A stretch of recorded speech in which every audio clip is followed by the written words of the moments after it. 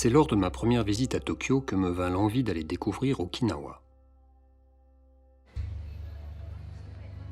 Lors d'une promenade sur un marché à poissons semblable à celui-ci. Alors que je discutais avec une amie japonaise de mon intérêt pour les cultures dites animistes, elle me confia être originaire d'Okinawa. Elle m'affirma alors avec conviction qu'il me fallait découvrir la culture locale et ses habitants, très proches de la nature. Il n'en fallut pas plus pour me convaincre, et elle m'organisa avec une gentillesse toute japonaise une rencontre avec un yuta, l'équivalent d'un chaman, sur une petite île proche d'Okinawa, l'île de Miyako.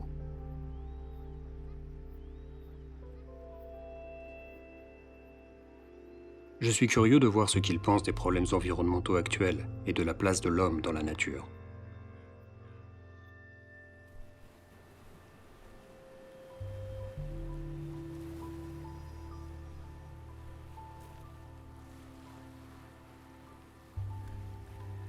Première étape, Okinawa, la principale île de l'ancien royaume des Ryukyu.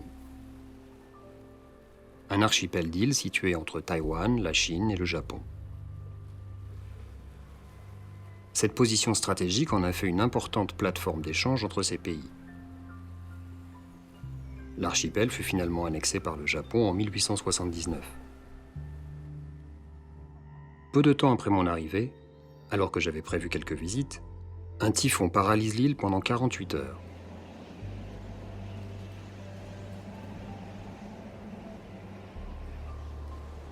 Les typhons sont de plus en plus puissants dans cette partie du monde. Je prends mon mal en patience. Mon rendez-vous n'est que dans quelques jours, ce qui me laisse du temps pour essayer de comprendre un peu plus la religion locale.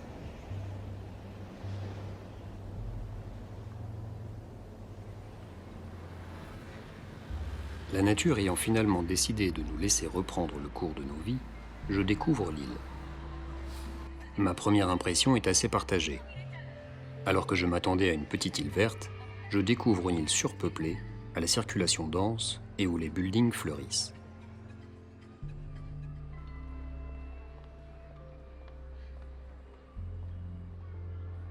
Je visite un sanctuaire Shinto, lieu de culte typiquement japonais.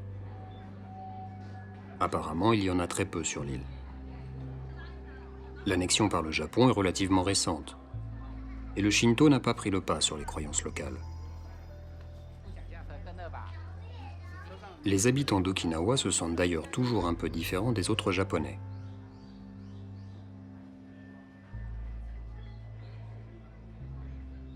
Pourtant, à première vue, ici tout semble assez identique au Japon pour l'occidental que je suis.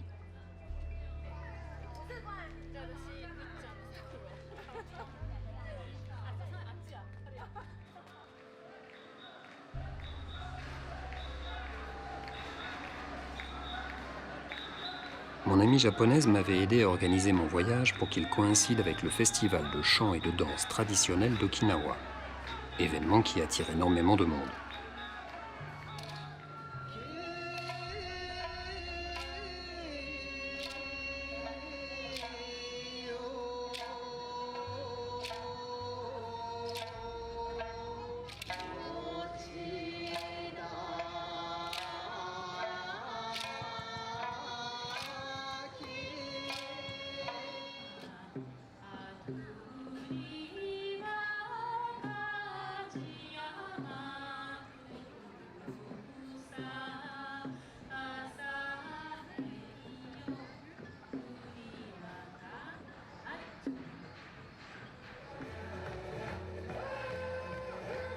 Certaines danses semblent être moins traditionnelles que d'autres.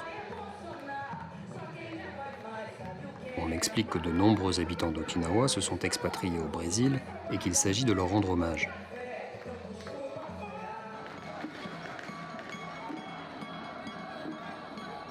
Le festival se termine par un tir à la corde géant. Traditionnellement, il représentait une opposition symbolique entre le côté ouest, féminin, fécond, et le côté est, masculin, mondain. Si l'ouest l'emporte, c'est signe de fertilité sur les terres, la promesse d'abondantes récoltes. Une véritable marée humaine se prête au jeu.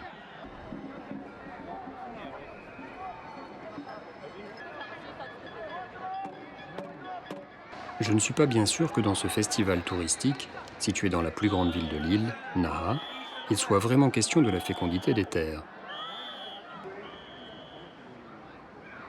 La société moderne sait utiliser les rites anciens pour attirer les touristes.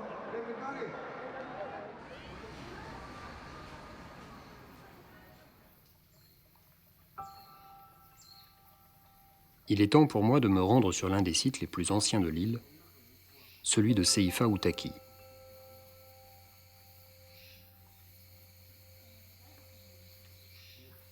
Le site de Seifa Outaki était l'un des principaux lieux de culte du temps de la royauté.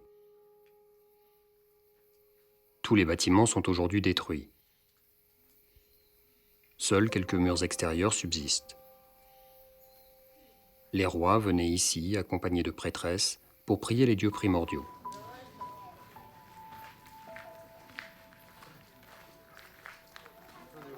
L'Outaki est à la base de la religion de cet archipel.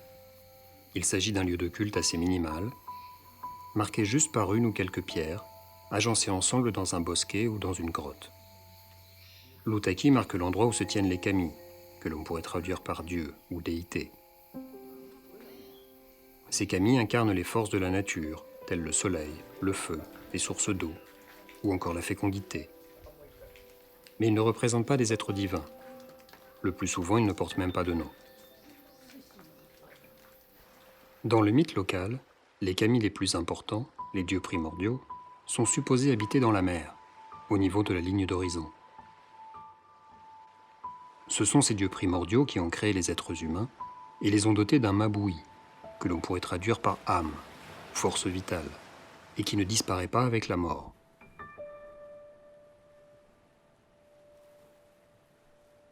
Elle continue à animer les défunts récents et peut se retourner contre les vivants et leurs descendants si ceux-ci les négligent.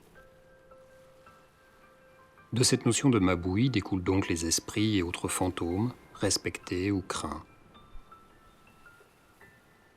Longtemps après leur mort, les ancêtres sont divinisés lors de cérémonies et finissent par se confondre avec les forces de la nature, avec les dieux.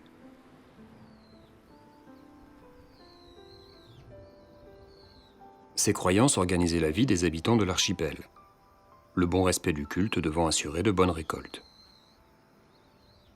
Alors que je me demande si ces croyances existent toujours, je découvre l'histoire de cet hôtel abandonné. Il aurait été construit sur l'emplacement d'un Outaki, et des morts mystérieuses sur le chantier ont amené les promoteurs à arrêter la construction depuis de très nombreuses années.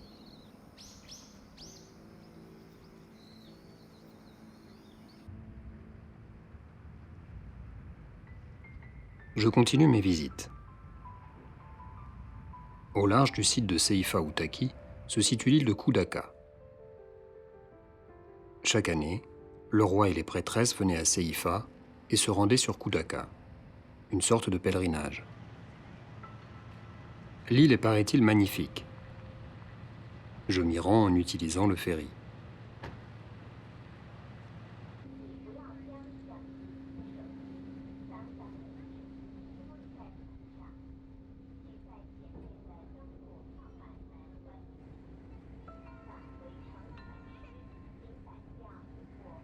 Il est évident que cette île a été préservée. Les bâtiments n'ont pas d'étage, il n'y a pas d'hôtel, et très peu d'habitants y vivent. Une singularité attire mon attention. Les terres agricoles sont gérées en communauté et n'appartiennent à personne en particulier. L'île comprend de nombreux Outaki. Certains sont si sacrés qu'il est interdit de les visiter. Cette île tient un rôle particulier dans la mythologie de l'archipel. Les deux premiers dieux auraient créé les premiers humains ici même. Au cœur du village, dans un petit baraquement, un Butsudan est ouvert. Il s'agit d'un autel où l'on brûle de l'encens en mémoire des ancêtres. Chaque maison comporte un petit Butsudan dans son intérieur où l'on prie les ancêtres de la famille. Prier doit permettre d'aider les ancêtres à devenir des dieux, des kami protecteurs des vivants. Ce bâtiment, séparé des maisons alentours, est un Butsudan collectif. Il doit être dédié à des ancêtres partagés par l'ensemble des villageois.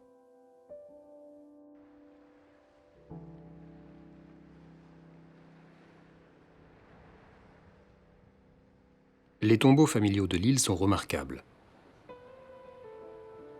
Les cérémonies de divinisation des ancêtres s'y déroulaient, d'où leur taille imposante. Mais ce qui m'impressionne le plus, c'est la nature, intacte, forte. Tout est fait pour la préserver. Je me sens bien ici. L'absence de construction moderne me plaît. On se sent complètement hors du monde.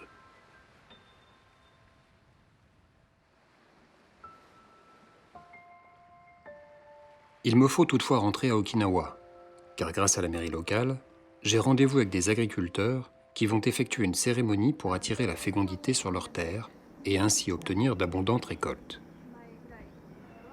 Les anciens rites ont donc toujours cours. Toutefois, je constate que bien peu de monde est présent pour la cérémonie. Le nombre d'agriculteurs sur l'île décroît et de moins en moins de personnes ont foi dans la religion de l'archipel.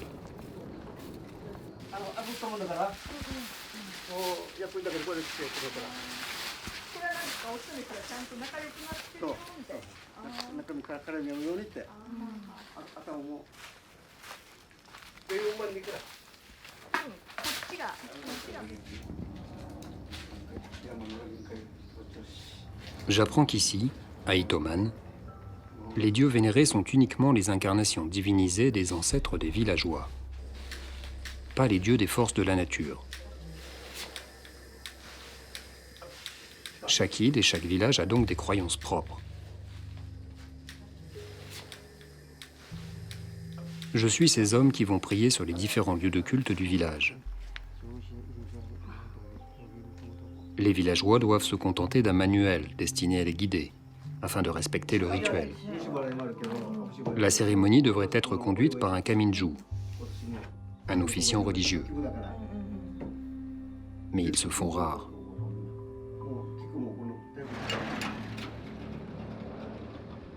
Kaminju est un terme général qui regroupe plusieurs sortes d'officiants religieux. Les kaminju sont généralement des femmes, ce qui est assez singulier. Dans la plupart des religions du monde, ce sont les hommes qui occupent cette fonction.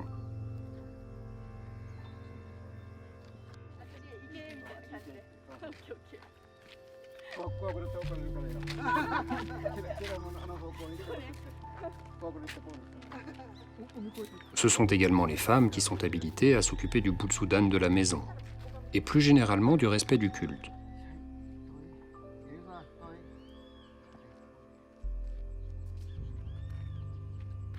Ici, en l'absence de kaminju, les hommes sont en charge de la cérémonie. Le kaminju est censé avoir des pouvoirs spirituels, être capable de communiquer avec les dieux. Plusieurs sortes de kaminju existent, les plus notables étant les noro, les prêtresses officielles du royaume, qui ont peu à peu disparu après l'annexion de l'archipel par le Japon. Mon rendez-vous sur l'île de Miyako est différent des autres kaminju. Il s'agit d'un yuta, l'équivalent d'un chaman. Le yuta a des pouvoirs particuliers, notamment dans la gestion du mabui, l'âme des êtres humains. Il a la capacité de guérir les maux causés au mabui par une rencontre avec un mauvais esprit ou par le mécontentement d'un ancêtre. Il assure donc la bonne relation entre les vivants, les morts et les divinités. Sa vocation est souvent jeune et fait suite à une expérience personnelle douloureuse, le plus souvent une maladie. Là aussi, 95% des yutas sont des femmes. Et pourtant, le yuta que je retrouve enfin sur l'île de Miyako est un homme. C'est la réputation de ce dernier qui a convaincu mon amie japonaise de me le faire rencontrer.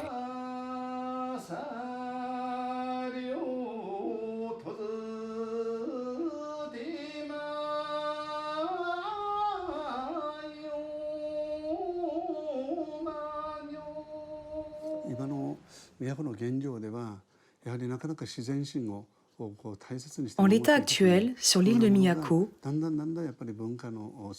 le respect et la protection des divinités de la nature sont effectivement en train de se perdre à cause de l'évolution de la culture. Quand on vivait de l'agriculture, on faisait la kuicha, la danse de la pluie, pour faire venir la pluie et espérer une bonne récolte. Mais aujourd'hui, comme on est plus riche, on ne la pratique plus, ou en tout cas moins. Ces moments où l'on recourt à kuicha, il y en a de moins en moins.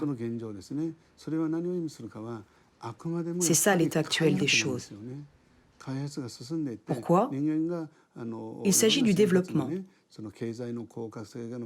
Avec l'avancée du développement, les hommes parlent surtout d'équilibre économique.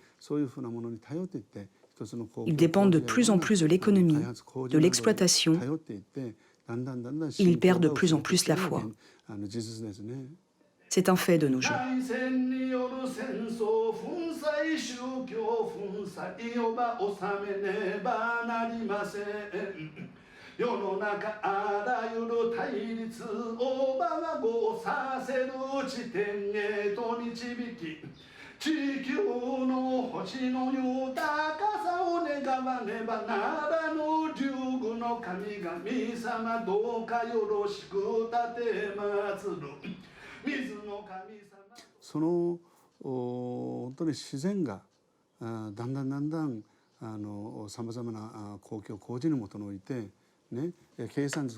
La nature est détruite par le développement et les travaux. Par exemple, sur l'île de Miyako, 3 grands ponts ont été construits. Pour la construction de ces grands ponts, des travaux ont eu lieu sur les côtes et aux alentours. Des forêts primaires ont été rasées. Même s'il a été dit que tout avait été bien calculé, ce n'est jamais aussi parfait que la nature. On a donc commencé à avoir des dégâts à cause des infiltrations de sel dans les terres. Par exemple, les cannes à sucre ont fané à cause de ces infiltrations. Ou encore, sur les routes, les arbres bordant les rues sont également morts à cause de ces infiltrations de sel après le passage de typhons.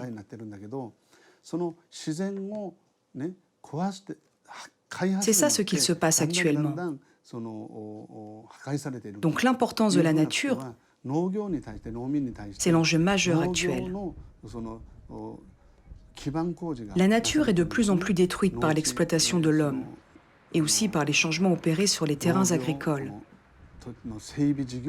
À propos de ces terrains agricoles, leur emplacement et leur maintenance posent problème. En créant des remblais, des terres ont été prises pour devenir de nouvelles terres cultivables. Mais étant donné que c'est fait en détruisant les forêts primaires, il n'y a plus du tout d'harmonie. On ne sait même pas où sont partis les animaux qui vivaient là. Maintenant, on a des espèces parasites et des catastrophes naturelles. Ainsi, le cours de la nature est totalement déréglé.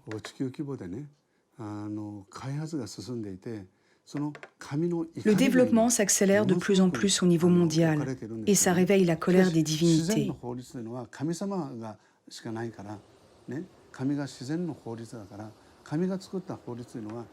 Mais pour la nature, il n'y a que les divinités. C'est elles qui sont la loi.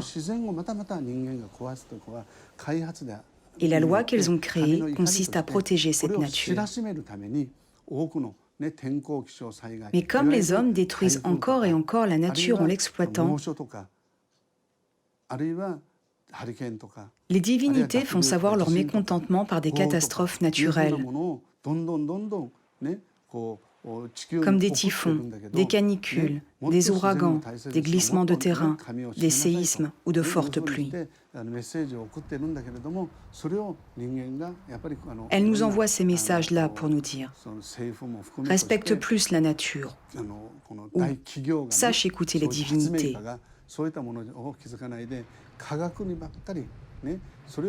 Mais les hommes, dont les gouvernements, les grosses sociétés et les inventeurs, n'entendent pas ces signaux. et n'accorde d'importance qu'à la science. Il ne se fie qu'à elle. Le message ne passe pas du tout. Ils ne se rendent pas compte qu'il faut transformer ce développement. Et ils continuent encore et encore de développer leur technologie scientifique, ce qui menace encore plus la Terre.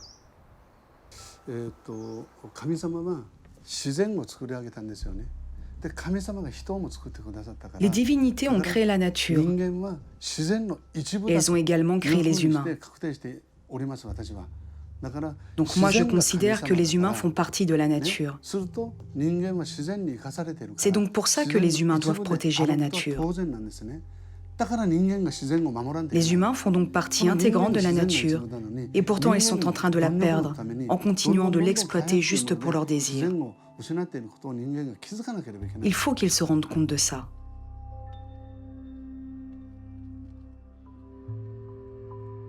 À l'échelle d'une petite île, il est aisé de voir l'impact de l'homme sur la nature. Alors que le Utah me l'a fait visiter, je pense à sa vision du monde et je m'interroge. Les catastrophes naturelles sont-elles des cris d'alerte de la nature? L'homme a fait le choix de la technologie, mais continuer sur cette voie va-t-il nous permettre d'éviter l'effondrement des écosystèmes et des espèces, dont l'espèce humaine? Notre rôle en tant qu'espèce dominante est-il de protéger la nature, d'en être les gardiens? Pour survivre, l'homme devra-t-il également renoncer à son sentiment de supériorité vis-à-vis de la Terre et de toutes les espèces qu'elle abrite?